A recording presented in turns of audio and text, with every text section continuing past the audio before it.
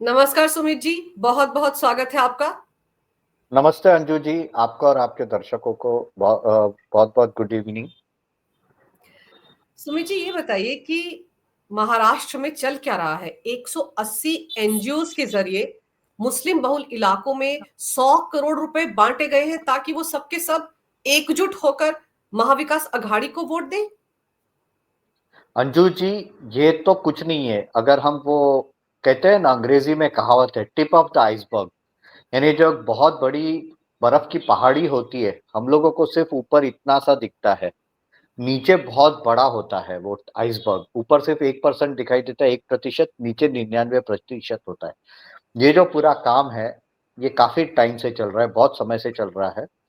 और इसके political benefit, जो राजनीतिक फायदा होता है, वो भी महाविकास अघाड़ी को, कांग्रेस को, एनसीपी को यानी शरद पवार गुट को, और even to some extent Ajit Pawar गुट को, और यू नो उद्धव ठाकरे को मिला है। आपको मैं बोलूं तो मुंबई, और मैं आपको ऑथेंटिक डॉक्यूमेंट दे सकता हूं। आप अगर एक पुस्तक खरीदेंगे, इंटेलिजेंस ब्यूरो के जॉइंट डायरेक्टर थे मलय कृष्णा धर, उसकी पुस्तक है the fulcrum of eastern evil.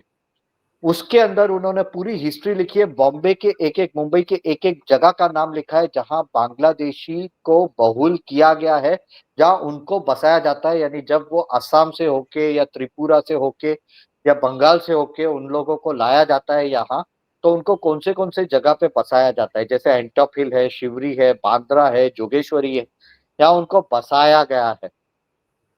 Okay, और ये पुरानी पुस्तक है। उसके बाद में आगे चल के करनाक बंदर और वो पूरा जो एरिया है वीटी के बाजू में, वहां उनको बसाया गया है। ये सब जगह है। अब ये जो भी इंटेलिजेंस में आप कोई भी रॉ के या सीआईडी के भी लोगों को पूछेंगे, तो उन लोग भी आपको बताएंगे ये सत्य है, उनको बसाया जा रहा है। उसके अंदर पूरा एक, जो सेक्युलर पार्टीज है, जो धर्मनिरपेक्ष पार्टीज है, उनका पूरा एक एक्सरसाइज होता है, उनके लोग इन्वॉल्व होते हैं कि उनको सब कुछ फैसिलिटेट किया जाए। उनके साथ में मलय कृष्ण धर ने लिखा है इसके रिसर्च पेपर में कि इसके अंदर साथ में मदरसा इन्वॉल्व होता है, और उन्होंने वहां तक अक्यूज किया है मलय कृष्ण धर ने, जो कि जॉइंट चीफ थे आईबी के, कि इसके अंदर सिमी का इन्वॉल्वमेंट रहता है और इन लोगों को सपोर्ट आईएसआई का भी रहता है। रादर बांग्लादेश की जो एजेंसी है, intelligence agency, DGFI, director general of forces intelligence, उन्होंने 1978 से आईएसआई के साथ मिलकर ये काम चालू कर दिया है। वहां के जमाते इस्लामी, जिसने खालिदा शेख हसीना को गिराने का काम किया और मोहम्मद यूनुस को भी सपोर्ट कर रहे हैं, वो लोग साथ में मिलके पूरा काम किया है, और यहाँ उनको सिमी का सपोर्ट मिला है। ये पूरा रैकेट है जिसके अंदर इंटेलिजेंस एजेंसीज जैसे पाकिस्तान की आईएसआई, यहाँ के टेरर ऑर्गेनाइजेशंस, मदरसा, political party, secular political party, सब ने मिलके काम किया है। और इसके अंदर डेमोग्राफिक्स बदले जा रहे हैं, बहुत सारे एरिया में डेमोग्राफिक्स पूरे बदल दिए गए हैं, जिसका अफेक्ट वोटिंग पे होता है। आपको, आपके दर्शकों को एक चीज तो पता ही होगा, डेमोग्राफिक्स डिटरमाइंस डेमोक्रेसी। आज डेमोक्रेसी तब तक जिंदा है जब तक डेमोग्राफिक्स अपने फेवर में है, नहीं तो कश्मीर जैसी हालत हो जाएगी। बंगाल में क्या हो रहा है हमें पता है। तो हम लोग यहाँ बम्बई में, बम्बई के आसपास के एरिया में बहुत प्रॉब्लम्स है। ये डेमोग्राफिक्स मेरे एरिया में मैंने चेंज होते हुए देखे हैं। ये मेरे लिए पर्सनली भी एक कंसर्न का इश्यू है। और मैं आपको बोलता हूँ, इसके अंदर सब पार्टियां, यहाँ तक आपको मैं बताता हूँ, मैंने लास्ट टाइम भी आपके शो पे बताया था, एक शिवसेना का एमपी, वो शिवसेना छोड़ के 2.5 साल के बाद शिंदे के साथ जाता है, उसको टिकट भी मिलती है। उसने जो 2.5 साल के पाप किए थे, कि वहां उसने डेमोग्राफिक्स बदले, वहां लोगों को बसाने का पूरा एक्सरसाइज किया, क्या हुआ, वही हार गया शिंदे की टिकट। और ये बंबई में हुआ, ये तो आप सब हो रहा है। सोचिए। 100 करोड़, 100 करोड़ तो मिल रहा है। मेरे पास जो, मेरे सूत्रों से मेरे पास जो इंफॉर्मेशन आई है कि कई कई एरियाज में तो गोमांस भी बांटा गया था रमजान में, उस वोट बैंक को खुश रखने के लिए। और ये महाविकास अघाड़ी की जब सरकार थी तब हुआ। That is what I have heard. मुझे वही सुनने में आया है कि जब उनकी सरकार थी तो ये बांटा गया था। इसका मैं अभी भी जांच कर रहा हूँ, लेकिन जितने सोर्सेस है उससे तो ये न्यूज आते जा रही है। पर एक चीज और कि मुंबई में 9 लाख नए वोटर्स आ गए हैं। 18 मुस्लिम बहुल इलाके, वहां पर 9 लाख नए वोटर्स कैसे आराम पैदा से। हो गए? अरे आप देखिए ना, मैं आपको बोलता हूँ 9 लाख के वोटर्स में आप आराम से, अब मुंबई की नियरली करोड़ के आसपास की जनसंख्या है। आप नीचे करनाक बंदर इतना बड़ा एरिया, एक जमाने वहां 20-20, 25-25 हजार स्क्वायर फीट के, 50,000 स्क्वायर फीट के गोडाउन हुआ करते थे। अनाज का पूरा धंधा वहां से होता था। वो सब शिफ्ट हो गए नवी मुंबई। अब वो पूरा एरिया कई सैकड़ों, 200, 300, 400 एकड़ का एरिया है। कितने लोग आ सकते हैं? बांद्रा में उद्धव ठाकरे के घर से 10 मिनट, 12 मिनट चल के जाएंगे तो सबसे बड़ी झोपड़पट्टी है। अंदर 2-2, 3-3, 4-4 माले के झोपड़े हैं। 4-4 माले के झोपड़े कैसे बन रहे हैं? आप जाइए शिवरी में, वहां ट्रेन जाती है, हार्बर लाइन की ट्रेन। झोपड़े और ट्रेन के पटरी के बीच में पूरा 1 मीटर का डिस्टेंस नहीं है। वो ट्रैक के इर्द गिर्द बसे हुए हैं। हाँ, तो ये तो प्रॉब्लम है। डेमोग्राफिक्स इतने चेंज हो गए हैं कि अब कई जगहों पे हमें दिखाई देता है कि जहां पहले मराठी आदमी मिलता था हमें, यूपी का, बिहार का, बिहारी यूपीआईट मिलते थे, अब वहां हमें वो लोग दिखते ही नहीं है। मैं इसको सांप्रदायिक तौर से या कम्युनल एंगल से नहीं देखता हूँ, लेकिन अचानक ये लोग चले गए, उसके बदले एक पूरा नया सेट ऑफ लोग आ गए हैं। उनके बोलने की भाषा, मैं एक नेशनल सिक्योरिटी में एक व्यक्ति है, उसने फॉरेन रिलेशंस और उसमें पीएचडी किया है। तो और वो खुद ईस्ट बंगाल से है। आजादी के वक्त उसकी फैमिली यहाँ शिफ्ट हो गई थी। ओके। तो उससे बात कर रहा था तो उसने बोला ये लोग तो सिलेटी भाषा बोल रहे हैं, जो बंगाली में एक जैसे भोजपुरी होता है या मैथिली होता है, डायलेक्ट्स डायलेक्ट्स आ गए डायलेक्ट्स, तो वैसे होते ये सिलेटी भाषा में बात कर रहे हैं। तो ये लोग कैसे? और किसी को पूछा तो अरे हम लोग कलकत्ता से है, हैं। ऐसा सब बात होता है। आप किसी सारे के सारे बंगाली को बोलेंगे तो वो तो उनको सुन के उनको पता चल जाता है। अब मेरे जो मित्र है वो खुद मराठी में बात करते हैं और हम लोग मराठी में बात कर रहे थे, इसलिए सामने वाले को पता नहीं चला। जाते ही मुझे बोला ये तो सिलेट के, ये तो ईस्ट बांग्लादेश से आया हुआ है, और ये बहुत हो रहा है बॉम्बे में। लेकिन इस बार तो जिस तरह से अभी एक वीडियो भी बड़ा वायरल हो रहा है सोशल मीडिया पर, नितेश राणे ने भी उसको पोस्ट किया था सोशल मीडिया पर। आप देखिए उसमें उद्धव ठाकरे गुट का वो सुरेश प्रभु बैठे हुए हैं, किस तरह से मुल्ला मौलवियों के साथ बैठकें हो रही हैं। तो उद्धव ठाकरे तो पूरी तरह से खुलकर उनके समर्थन में आ चुके हैं। वो तो खुद, मुझे लगता है मौलवी की पदवी उनको मिल जाएगी बड़ी जल्दी। अरे बीच में जब वो सीएम थे तब एक पोस्टर सब जगह लगा था, जनाब बाला साहब ठाकरे, जनाब उद्धव साहब ठाकरे। तो और वो भी हरे कपड़े में। तो सोचिए। और मैं आपको उससे भी आगे, कभी भी हिंदुओं ने उसके घर के सामने प्रदर्शन नहीं किया है, भले उन्होंने 4 चीज गलत की है। भाजपा के लोग हो, बजरंग दल हो, वीएचपी हो, कोई किसी ने भी, उन्होंने सिर्फ वक्फ बोर्ड के वक्त में वॉकआउट किया था तो बाहर मुसलमान खड़े हो गए थे, उसको बराबर हाय हाय सुना दिया। उन्होंने इंश्योर किया they can run their writ, यानी उद्धव ठाकरे को उसने वोट दिया है तो उद्धव ठाकरे ने उनके हिसाब से ही काम करना पड़ेगा। दो नाव पे सवारी नहीं चलेगी, हमारे साथ ही बैठना है, हमारे हिसाब से ही काम करना है। और उसके पहले जब वो चीफ मिनिस्टर के पोस्ट से रिजाइन किया, कौन थे? वर्षा के बाहर और उसके घर के आजू बाजू कौन थे? सब एक ही तरह के टोपी पहने हुए लोग दिखाई दे रहे थे। यानी that is now the new support base. और मैं एक इलेक्शन रिसर्च करने वाले एक्सपर्ट है, उनसे बात कर रहा था।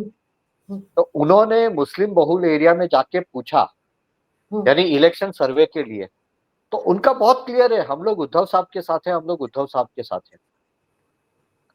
वो उन्होंने तो ओपनली बोल दिया। उस वीडियो में भी एक मौलवी यही बोल रहा है कि हम उद्धव साहब के साथ हैं, अब तो उद्धव बदल गए हैं, अब तो वो सबका साथ लेकर चल रहे हैं, ये बोल रहे थे।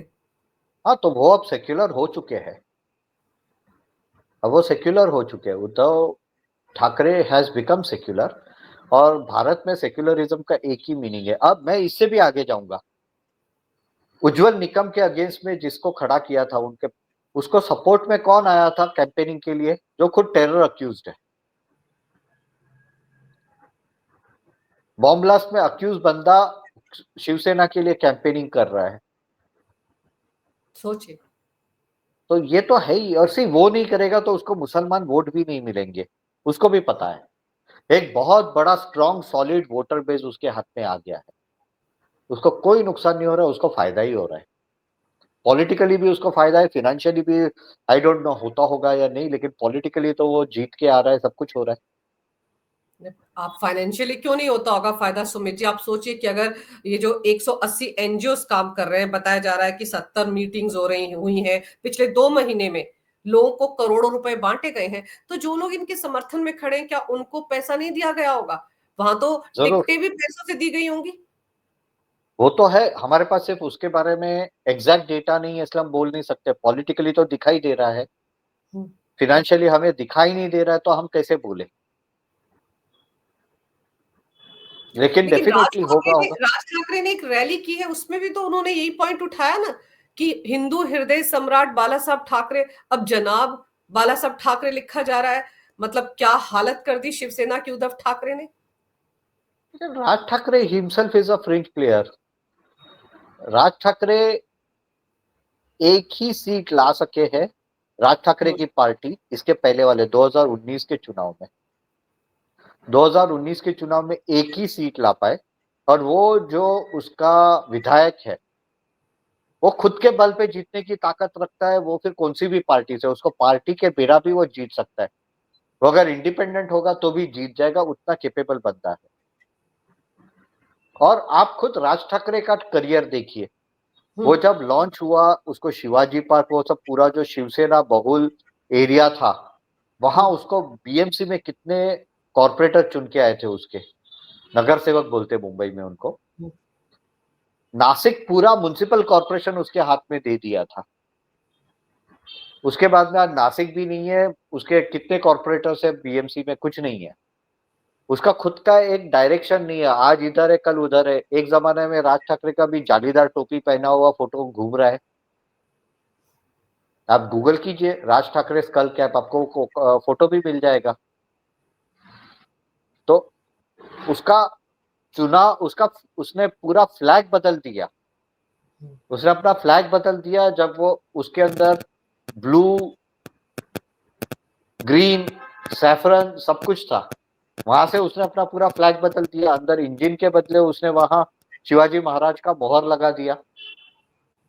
यानी क्या चल रहा है, उसने हवा देखी, हवा के हिसाब से वो बदल रहा है। वो कितना टाइम तक ये पोजीशन मेंटेन करेगा, ये भी हमें पता नहीं है। पर ये चीज समझाइए सुमित जी कि जो इस तरह से एक कह सकते पोलराइजेशन हो रहा है, मतलब ऐसा लग रहा है कि महाराष्ट्र में इस बार जो चुनाव होने जा रहा है, उसमें तो अगर मुस्लिम वोट बैंक एक साथ रहता है, तब तो महाविकास अघाड़ी की तरफ ही जाएगा। तो ये AIMIM वालों को क्या मिलेगा? क्योंकि मुस्लिम वोटों की तो मारा मारी है, किसी को हिंदू वोट नहीं चाहिए, जीतना इनको हिंदुओं के सिर पर ही है। कितने 12% ही है ना मुसलमान महाराष्ट्र में। 12-13 से उनको ज्यादा नहीं है 12% के ऑफिशियली। लिए सब भाग रहे हैं, लेकिन वो जो 88% या 80% हिंदू है, उनको कोई नहीं पूछ रहा। हाँ, इसके अंदर क्या हुआ है मालूम है अंजू जी? सबसे पहली बात है कि एक तो है कि हिंदू बटे हुए हैं जाति के। मराठा, नॉन मराठा, धनगर, माड़ी, ब्राह्मण, गुजराती, मारवाड़ी, हाँ, ये सब में बटे हुए हैं। दूसरा, आप देखेंगे तो जिस तरह की पॉलिटिक्स है महाराष्ट्र की, लोग बोलते हैं कि यूपी बिहार की पॉलिटिक्स जातिवादी पॉलिटिक्स है, बहुत गंदी है। महाराष्ट्र की पॉलिटिक्स क्या है, यहाँ आप खड़े रहिए, आप ब्राह्मणों को गालियां दीजिए, आपको भी वोट मिल जाएंगे। आपको तो एकदम फ्लैश पॉइंट पे मीडिया, मेन स्ट्रीम मीडिया भी कवर कर देगा। क्यों? क्योंकि it is fashionable and it is very liberal कि आप ब्राह्मणों को और ब्राह्मणवाद को गाली देते हो। तो it is become fashionable, it is considered to be the thing, यानी किसी को करना है तो ये करना चाहिए। तो किसी को भी आज, मैं मेरा ब्राह्मण दोस्त है उसको बोल रहा था महाराष्ट्र में तू आ सकता है, सिर्फ अपना जनेऊ जला डाल, तेरे को वोट मिल जाएगा। उतना ब्राह्मण द्वेष है यहाँ। तो यहाँ की पॉलिटिक्स में ये जो जातिवाद है और उसके ऊपर जो तड़का लगाया जा रहा है, जरांगे पाटिल का तड़का लगाया है, किसने लगाया वो तो सब आप जानते ही है। शरद पवार के साथ उसका रिलेशन खुल गया है। अब बेचारा खुद के कॉन्स्टिट्यूएंसी में जहाँ खुद वोट देने वाला है, मराठा के बदले दूसरे जाति, दूसरे धर्म के लोगों के लिए प्रचार करना पड़ रहा है बेचारे को। वो वहां भी खुद का बंदा नहीं बिठा पा रहा है और उसको रिजर्वेशन चाहिए। तो ये जो विश है उसके कारण बटे हुए हैं। लेकिन आप देखिए इसके अंदर क्या हो रहा है, अब धीरे धीरे लोगों को भी दिखाई दे रहा है, क्योंकि ये सब जो आ रहा है बाहर, लोगों का जो बिहेवियर है, इतने सारे वीडियो आ रहे हैं, उन लोगों के भी वीडियो आ रहे हैं कि हम लोग क्या कर रहे हैं। तो ऑटोमेटिकली एक माहौल बनते जा रहा है कि जो हरियाणा में था, हरियाणा में क्या था, जाट और मुसलमान का एक कॉम्बिनेशन बना के उन्होंने कर लिया था। यहाँ सेम स्ट्रेटेजी कर रहे हैं, लेकिन यहाँ भी वो सेम सिचुएशन आएगा कि लोग समझ गए कि भैया हम लोगों को बांट के रखा है, इसलिए आगे चल के हमारी हालत खराब हो जाएगी। ये तो सबको दिखाई देने लग गया है। पर जैसे कि सुमित जी, हमने देखा योगी आदित्यनाथ की रैलियां हो रही हैं, पीएम मोदी भी धुले में थे आज, अमित शाह भी वहां थे। तो जो योगी हैं, हर कोई चाह रहा है कम से कम महायुति की तरफ से कि उनकी कंस्टिट्यूएंसी में वो आए, उनकी बड़ी डिमांड है इस वक्त वहां पर। और उन्होंने जो नारा दिया है कि बटोगे तो कटोगे, तो उसमें क्या बुराई है? क्या महाराष्ट्र में जो हिंदू बटा हुआ है उसको ये बात समझ में आ रही है जो योगी समझा रहे हैं, या पीएम मोदी ने कहा जो, या अमित शाह जो कह रहे हैं, ये बात लोगों तक पहुंच रही है? मुसलमान तो एकजुट हो रहे हैं, वोट जिहाद तो करते ही हैं। उत्तर प्रदेश में भी वोट जिहाद का नारा दिया था कांग्रेस के ही नेता की भतीजी ने। तो क्या हिंदुओं पर इसका असर हो रहा है जो योगी समझाने की कोशिश कर रहे हैं? अब इसमें दो चीजें हैं। सबसे पहला है कि ये कंट्रोवर्सी है या नहीं है। अब ऐसा है कि अपने यहाँ एक कॉलोनियल हैंगओवर है। अंग्रेज चले गए, लेकिन उनकी वो मानसिकता अभी भी है कि तुम अंग्रेज, तुम इंडियंस, भारतीय लोग, तुम तो पिछड़े हुए हो, हिंदी में बात करते हो। अगर यही योगी जी ने हिंदी में बोला तो बोला बटोगे तो कटोगे। अगर अंग्रेजी में बोला था united we stand, divided we fall, तो क्या बोलते, अरे वाह वाह वाह, very nice, you know Yogi ji तो बहुत पढ़े लिखे आदमी है, वेरी एजुकेटेड, इतनी अच्छी बात बोल दी। बटोगे तो कटोगे बोला तो बोला अरे ये तो अनपढ़ है। मैं कुछ स्पेसिफिक पेजेस है जो सामने वाले चलाते हैं, वहां नीचे एक विशेष समुदाय के लोग वहां कमेंट करते हैं अनपढ़ आदमी है। अनपढ़ क्या, इंजीनियर है, और जो बोला अंग्रेजी में बोला होता तो कोई आवाज नहीं करता। लटियंस में जो भी जर्नलिस्ट बैठे वो भी चुप बैठते। हिंदी में बोल दिया तो आपने कंट्रोवर्सी बना दी। ये पहला पॉइंट है। दूसरा पॉइंट है कि न्यूटन का तीसरा law of motion, every action has a equal and opposite reaction. बिल्कुल। तो न्यूटन का लॉ तो न्यूटन ने बोला था और वो दिखाई देता है सब जगह। आप इंडिया महाराष्ट्र हरियाणा छोड़ दीजिए, आप अमेरिका के चुनाव देखिए। कमला हैरिस ने जिस तरह का पूरा इलेक्शन प्रचार किया, हिस्पैनिक्स जो कि उसके वोटर्स थे वो भी वहां से निकल के ट्रंप के तरफ चले गए, क्योंकि इन लोग का प्रचार ही इतना नेगेटिव होता है। एक साइड को दूसरे साइड के अगेंस्ट में पिट करना, दुश्मन बनाना और उसको यूज करके दूसरे साइड को डराना। अगर पावर में होंगे तो क्या क्या होता है आपने देख लिया। 2.5 साल में महाराष्ट्र में साधुओं की हत्या हुई, कुछ नहीं हुआ। हाँ, कुछ नहीं। लोगों के, एक नेवल ऑफिसर था, उसने सिर्फ क्रिटिसिज्म किया, उसको जाके पिटाई की, उसके बाल काट डाले। ओके, तो गुंडागर्दी है ना ये।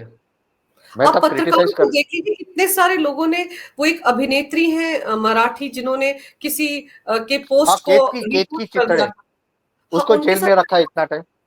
एक स्टूडेंट था 17-18 साल का, याद है? जो निखिल किसी निखिल हाँ, उस बेचारे को कितने दिन तक जेल में रखा, उसको बॉम्बे हाई कोर्ट से जमानत मिली। सोचिए कितने वो निखिल असहिष्णु है ये निखिल लोग। का जो हुआ था, मैं वो लॉयर्स को बारे में भी जानता हूँ, काफी अच्छे हम्म, लॉयर्स है, उन्होंने काफी मेहनत की। अब केतकी ने तो कुछ नहीं लिखा था। हम्म, केतकी ने तो चलो, वो लड़के ने तो ओपनली क्रिटिसाइज किया था, तो उसके सामने वेंडेटा पॉलिटिक्स चल सकता है। ये केतकी ने तो सिर्फ एक कविता शेयर की थी, उसके अंदर भी हम्म, किसी का नाम नहीं था। फिर भी यानी इस तरह का अगर पॉलिटिक्स इन लोग खेलेंगे, जिसको उन लोग लिबरल पॉलिटिक्स, अभिव्यक्ति की आजादी की बात करते हुए करते हैं, ये कौन सी अभिव्यक्ति की आजादी है? और एक है भाजपा के एक समर्थक है, अ, जितेन गजारिया करके, हम्म, आप ट्विटर पे भी उसका देखेंगे तो उसको भी हरास किया था। दूसरा एक सबित ठक्कर था, उसको भी हरास किया था, उसको तो बेचारे को भागना पड़ा था। दूसरी एक सुनैना होले करके एक लड़की है, बहुत अच्छा, मैं उसको फॉलो करता हूँ, उसको देखा है, उसके ट्वीट्स और वो सब, उसको भी हरास किया था। यानी हमारी सरकार होगी तो हम तो भैया, ये फांसीवाद तो ये है कि हम्म, हमारी गलतियां भी आपने बोलनी नहीं है, नहीं तो आपकी पिटाई हो जाएगी। कंगना जैसी, कंगना इतनी फेमस एक्ट्रेस, उसका घर तोड़ दिया था। हम्म। तो ये गुंडा राज नहीं है तो और क्या गुंडा राज है? तो लोगों को दिखाई देता है ना। और हम ये जो पोलराइजेशन की बात करते हैं, सबसे पहली बात है कि गवर्नेंस तो दे ही नहीं सकते ये लोग। इनका धंधा क्या है? वसूली करो, 100 करोड़ कोई उद्योगपति अंबानी के घर से निकालने के लिए करो, डांस बार से पैसे निकालने का काम करो। ये सब तो मीडिया में आया है। दूसरे जगह से उद्योगों से पैसा निकालने का काम हो रहा है, ये तो बात कोई नहीं करना चाहता। अब ये सब तो सबको दिखाई दे रहा है। इवन मराठी लोग, चलो दूसरे प्रांतों से आए हुए लोगों का बात अलग है, हम्म, मराठी लोग जो बेचारे वड़ा पाव बेच के कमाते हैं, सब्जियां बेच के कमाते हैं, उन लोगों को भी देना पड़ता, तो फिर क्या बचा? वो तो लोगों को दिखाई देता है ना। लेकिन महाविकास अघाड़ी में क्या चल रहा है? क्योंकि अब तो ऐसा लग रहा है कि शरद पवार को पीछे छोड़कर, कांग्रेस को पीछे छोड़कर मुसलमानों के सबसे बड़े मसीहा तो यही बन गए हैं, उद्धव ठाकरे। तो वहां ऐसा पर नहीं है, ऐसा कुछ हम्म, नहीं है। उद्धव ठाकरे अपने आप को जो भी प्रोजेक्शन करे कि मैं मसीहा हूं, ऐसा वैसा, वो तो करना पड़ेगा। मराठी में एक कहावत है कि लोटांगण होना, यानी अपना पूरा भगवान के सामने साष्टांग नमस्कार साष्टांग करना। साष्टांग दंडवत हो जाना। हाँ, साष्टांग दंडवत नमस्कार करना। तो अभी हम्म, उद्धव ठाकरे वो कर रहे हैं, और उसका सोशल मीडिया, उसका मीडिया इतना स्ट्रांग है कि वो दिखा रहे हैं सब जगह कि भैया मैं आपके लिए साष्टांग, आपको साष्टांग नमस्कार कर रहा हूँ, आप मुझे आशीर्वाद दीजिए। ये दिखा रहे हैं उन लोग। बाकी मुसलमान तो कभी भी बाल ठाकरे के साथ और उद्धव ठाकरे के साथ थे ही नहीं। उन लोग तो हमेशा कांग्रेस और एनसीपी के साथ रहे हैं। हम्म। विचारधारा भी, जब तक इसने विचारधारा नहीं बदली, अपने अपने आदर्श नहीं बदले, तब तक तो मुसलमान भी इसके साथ कहाँ थे। तो अभी उसको ये कैसा है मालूम है? वो कहते हैं ना कि नया मुल्ला जोर से बांध देता है, तो ये ज्यादा जोर से बांध दे रहा है। पर अभी मैंने बहुत सारे ऐसे वीडियोस देखे हैं सोशल मीडिया पर, जहां पर मुस्लिम समुदाय के लोग बता रहे हैं कि उनको घर भी मिला, 2-2 लाख रुपए भी मिले उनको, बहुत लाडली योजना से फायदा मिला, लेकिन वोट नहीं देंगे बीजेपी को। हाँ, तो क्यों देंगे? क्यों देंगे? रादर इसके कारण एक पूरा हिंदुत्व सपोर्टर्स का बेस उल्टा पहले भी नाराज था। 2024 के लोकसभा चुनाव के वक्त भी मोदी हम्म, जी को बहुत गालियां पड़ी है। उन्होंने जो पूरा स्लोगन किया, सबका साथ सबका विकास, सबको पता है। हम्म, सबको पता है कि उन लोग वोट नहीं देने वाले हैं, और अब उन लोग से खुल के बोल रहे हैं। और 2024 के इलेक्शन में आपने देख लिया, लोकसभा चुनाव में, उसके पहले तेलंगाना के इलेक्शंस में आपने देख लिया, उन्होंने तो टीआरएस को, यानी भारतीय भारत राष्ट्र समिति को भी वोट नहीं दिया। हम्म, कर्नाटक में उन लोग ने वो देवेगौड़ा की पार्टी को भी वोट नहीं दिया। उन्होंने सिर्फ कांग्रेस को वोट दिया है। सिर्फ यूपी में अखिलेश के साथ उनका ज्यादा अच्छा रिश्ता है, संबंध है, तो कांग्रेस के साथ उनको नेगोशिएट करना पड़ा था। तो उन्होंने अपनी लॉयल्टीज, पॉलिटिकल अलीजियंस और लॉयल्टीज तो दिखा दी है कि वो लोग कहाँ हैं। बीजेपी का जो पूरा मीडिया स्ट्रक्चर था, जो लोग थे बीजेपी में, मुसलमान हमारे साइड में है, ये है। मैं आपको एक किस्सा बताना चाहूंगा, ये जी। गुजरात में से है।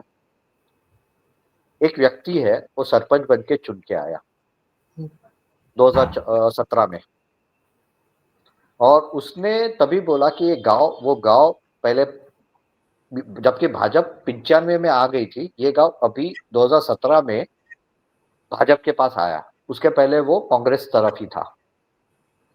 तो उसने बोला कि गांव में रास्ते नहीं है, सड़क नहीं है, मैं कंक्रीट के सड़क बनाऊंगा, सब घर में पानी सप्लाई करूंगा, नल लगा दूंगा, यानी जल से नल, ये वो सब पानी सप्लाई करूंगा, ये वो सब कुछ उसने प्रॉमिस कर दिया था, बिजली, गैस कनेक्शन, ये वो सब। और उसने बोला कि अगर ये मैं नहीं करता हूँ 2018 दिसंबर तक, तो मैं 2019 के चुनाव में मोदी जी के लिए वोट लेने नहीं आऊंगा आपके पास। तो चुनाव आए लोकसभा के 2019, वो बाहर निकला, अपने एरिया में घूम रहा है, लोग वो ऐसे दरवाजा नॉक करेगा, लोग बोलेंगे तू चला जा, हम लोग वोट देने जाएंगे, तूने बहुत काम किया है, तू जा, तू टेंशन मत ले। भाजपा के कार्यकर्ता ने वो गांव में रिक्शा भी नहीं चलाई है कि लोगों को लाने का मेहनत करना पड़े, बूढ़े लोगों को, बूढ़े लोग भी किसी और को बोल के खुद आके वोट दे के गए। और वहां के कार्यकर्ता से मेरी बात हो रही थी, मेरे सूत्रों के साथ मैं बात कर रहा था, generally to get a sense. तो बोला कि हम लोग वो एरिया में वोट तो मांगने ही नहीं गए, क्योंकि हमें पता है वहां भी हमने सब कुछ दिया है, लेकिन वो लोग हमें वोट नहीं देंगे। ये तो 2019 में भाजपा के लोग ही बोल रहे हैं, भाजपा के लोग खुद बोल रहे हैं कि हम लोग वहां कैंपेनिंग के लिए नहीं गए, हम लोग ने 2024 तक सबका साथ सबका विकास ये वो चालू रखा। ये तो मोदी जी की गलती है। नीचे तो सबको पता था कि भैया कुछ नहीं होने वाला है। तो ये तो अब यहाँ अब महाराष्ट्र में तो जिस तरह से दिख रहा है सब कुछ सामने, उसमें तो अब तो मुझे लगता है कि it's high time BJP should realise कि सबका साथ सबका विकास सबका विश्वास से कुछ नहीं होने वाला। तभी तो आप देखिए ना कि जो बात योगी जी ने कही, वो बात मोहन भागवत कह रहे हैं, वही बात घुमा फिरा कर पीएम मोदी भी कर रहे हैं। मोदी जी ने सब अब वक्फ बोर्ड का इश्यू निकाला, सब बात की, लव जिहाद की बात की। What is this? He has also realize, Modi ji को भी अब पता चल गया है कि भैया मौलाना मोदी की गालियां खाने के बदले हिंदुत्व की तरफ आ जाओ। हाँ, यहाँ भी अभी बीजेपी ने भी, मैंने बीच में ऑनलाइन देखा, एक है तो सेफ है पूरा, उन लोग ट्रेंड कर रहे हैं, इसको नेगेटिव कनोटेशन में डाल दिया कि अकेले बटेंगे तो कटेंगे। आप पॉजिटिवली इसको देखेंगे तो एक है तो सेफ है, बिल्कुल। साथ में है तो सेफ है। हम्म। तो वही चल रहा है अभी, काउंटर पोलराइजेशन होगा। और अब मोदी जी को भी रियलाइजेशन हो गया है, मोहन भागवत जी को भी रियलाइजेशन हो गया है। नहीं तो मोहन भागवत जी एक जमाने में बोल रहे थे कि भैया हमारा तो डीएनए एक है, ये है वो हम्म। है, कौन सा डीएनए एक है? अब तो भागवत जी को भी पता चल गया है कि भैया डीएनए कुछ नहीं होता है। डीएनए तो हम सब भारतीयों का एक ही है, पाकिस्तानी और बांग्लादेशियों के साथ अपना डीएनए मिलता है। पर तो अभी जैसे हमने लोकसभा चुनाव में देखा सुमित जी की, तब आरएसएस साथ में नहीं थी। नड्डा जी ने जो स्टेटमेंट दिया था उसके बाद आरएसएस ने एक तरह से साथ छोड़ दिया था और तस्वीर वहां पर बदल गई, जबकि वहां उम्मीद कितनी ज्यादा थी बीजेपी को। तो अब क्या लग रहा है आपको महायुति को लेकर? अभी जो ग्राउंड से खबरें आ रही हैं, क्या खबरें आ रही हैं?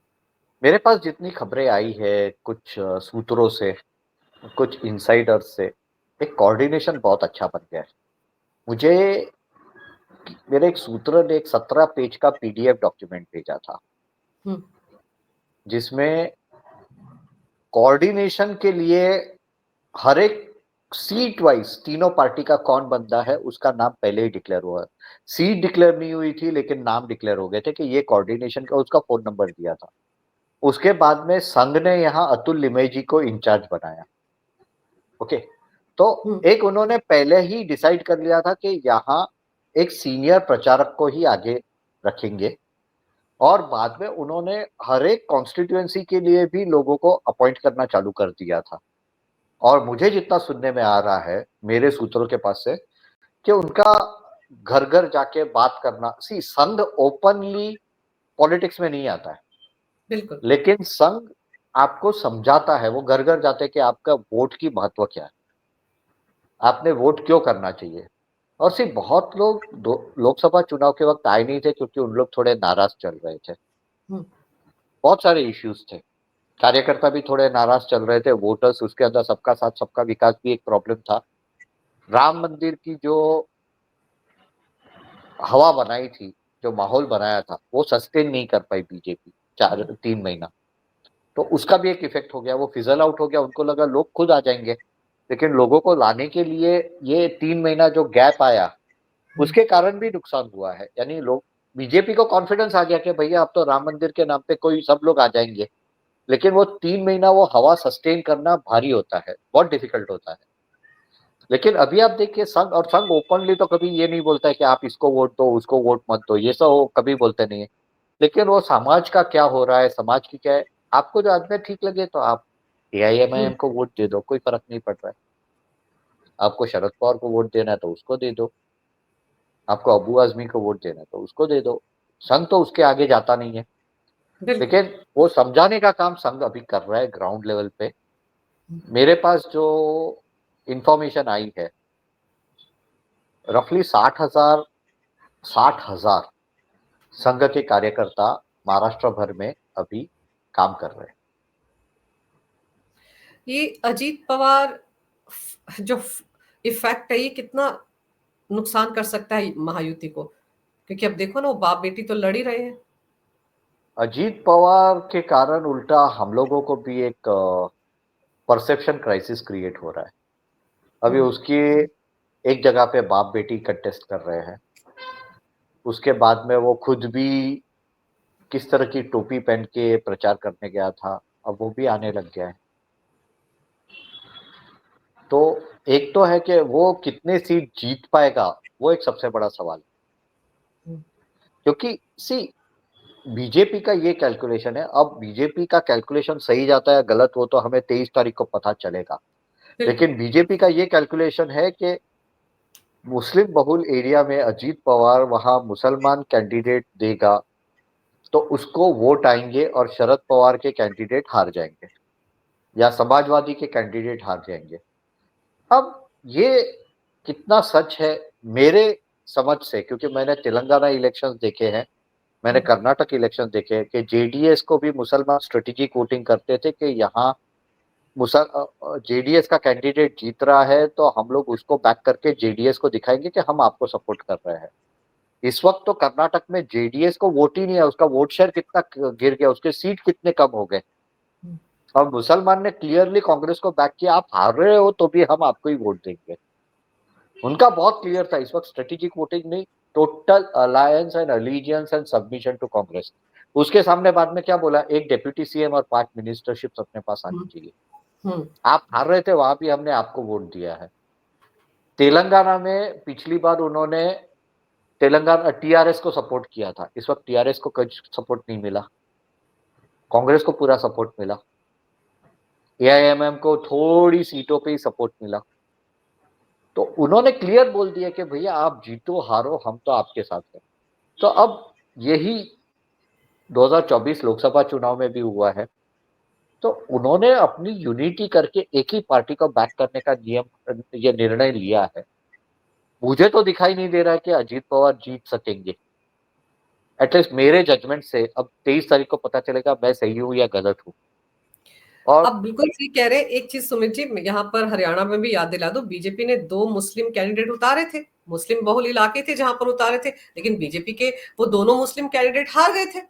यानी कि एग्जैक्टली बीजेपी से अगर मुसलमान भी आएगा तो भी नहीं वोट देंगे, क्योंकि वो बीजेपी को वोट देना ही नहीं चाहते। एग्जैक्टली रादर जिस तरह के वीडियोस आ रहे हैं कि हमें सब मिला है फिर भी हम बीजेपी को वोट नहीं देने वाले, क्योंकि वो हमारे खिलाफ है, यहाँ तक बोले हुए वीडियोस हमने सबने देखे हैं। तो अजीत पवार को कहाँ सीट्स आएगी? अभी तो अजीत पवार की ये हालत है, 20-25 सीट आ जाए तो बहुत है। अब कुछ लोग, मेरे सूत्रों से मुझे पता चल रहा है कि शायद 15-20 भी आए। मुझे किसी ने बोला कि भैया आप इतने अजीत पवार के लिए पॉजिटिव क्यों? अब मैं तो जितना मैं बात कर रहा हूँ, तो बोला शायद 15 भी आ जाए, क्योंकि कितनी जगह पे उसको सीट मिलेगी। पर ये तो चलिए अभी सिचुएशन है। हम्म यस, आई एम डन। वही कह रही हूँ मैं कि अभी तो जिस तरह की ये खबरें आ रही हैं, जो पोलराइजेशन, जहाँ वोट जिहाद हो रहा है, बैठकें हो रही है, पैसा डाला जा रहा है, ये अगर माना जाए कि उनके वोट एक तरफ जा रहे हैं तो फिर पोलराइजेशन दूसरी तरफ भी तो होगा। और ये जो वीडियो जितने दिखाए जा रहे हैं, इनका असर हिंदू वोटरों पर भी तो होगा। तो अब तो मुझे जैसे लगता है कि आर पार की लड़ाई वहां देखने को मिल रही है, लेकिन हिंदू वोटर भी तो जागेगा। और जिस तरह से आप बता रहे हैं, कितने सारे वीडियो सर्कुलेट हो रहे हैं, तो उनका असर हिंदू वोटरों पर तो होगा ही होगा। तो चलिए देखते हैं होना ही कि है। ऊंट किस करवट बैठता है। ये तो 23 को ही पता चलेगा, लेकिन कम से कम ये जो 9 लाख नए वोटर मुंबई में आए हैं, ये आंकड़ा अपने आप में चौंकाने वाला है। रोहिंग्या हैं, घुसपैठिए हैं, इस तरफ ध्यान देने की बहुत ज्यादा जरूरत है कि कहां से ये लोग आ रहे हैं, कौन इनको बसा रहा है। ये जो नेटवर्क काम कर रहा है, जो फंडिंग हो रही है, इस पर जरूर लगाम कसने की जरूरत है सुमित जी, क्योंकि ये नेशनल सिक्योरिटी के लिए भी बहुत बड़ा खतरा है। वोट तो आप बढ़ा रहे हैं। मैं अभी आपको यही बोलने वाला था, आपने ही मेरे शब्द बोल दिए।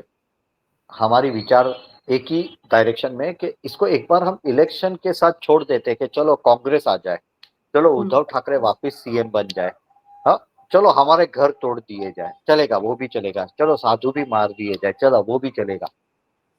लेकिन जो लोग आ रहे हैं, और अगर हम मलय कृष्णधर की बात अगर पकड़ के आज वो एक पुस्तक के हिसाब से भी हम सोचे तो उसका इम्प्लीकेशन क्या होता है, नेशनल सिक्योरिटी जो मैं बोलने वाला था और आपने मेरे ही शब्द आपने बोल दिए हैं। इसको मैं पॉलिटिक्स के साथ नहीं जोड़ रहा हूँ। ये चुनाव में ये जो 9 लाख, ये 9 लाख बहुत छोटा नंबर दिखाई दे रहा है क्योंकि ये 20 साल से चल रहा है। ये 9 लाख आज कुछ नहीं तो 25 लाख हो गए होंगे, 9 लाख तो अभी ऐड हुए हैं। तो इसका नेशनल सिक्योरिटी इम्प्लीकेशन क्या है? आप देखिए एयरपोर्ट के बाजू में जिस तरह से पूरे स्लम्स बने हुए हैं, कल सुबह कोई भी फ्लाइट आएगी ड्रोन से, कुछ भी हो सकता है। आप देखिए बड़े स्टेशन के आसपास में पूरा कर्नाक बंदर, पूरा पोर्ट, अरे सबसे बड़ी बात है कि नेवल डॉक के बाजू में इन लोग भरे पड़े हैं। नेशनल सिक्योरिटी इश्यू तो वहां भी हो रहा है। सुमित जी, कश्मीर में जहां जहां आर्मी के शिविर हैं, जब वहां पर कोई अटैक होता है, तो इससे पहले जब अटैक हुआ था 2 साल पहले, तब भी पता चला था कि बगल में तो रोहिंग्या बसे हुए, मुखबरी वही कर रहे थे। तो ये तो जैसे बसाए गए हैं, अलग अलग जगहों पर जाकर इनको ले जाया जाता है, जिसमें उत्तराखंड हिमाचल भी अपवाद नहीं, वहां भी हो रहा है ये सब कुछ। जंगलों में मजारे बनाए जा रहे, कौन कर रहा है? इस पर थॉरली गृह मंत्रालय को सोचने की जरूरत है। वोट बैंक छोड़ दीजिए, वोट बैंक जिन्होंने किया, लेकिन ये तो नेशनल सिक्योरिटी के लिए बहुत बड़ा खतरा है। ये क्यों जाकर हमारे रेल ट्रैक्स के आसपास बस जाते हैं? हमारी इतनी सारी रेलें अभी डिरेल हुई हैं, कैसे हो गई?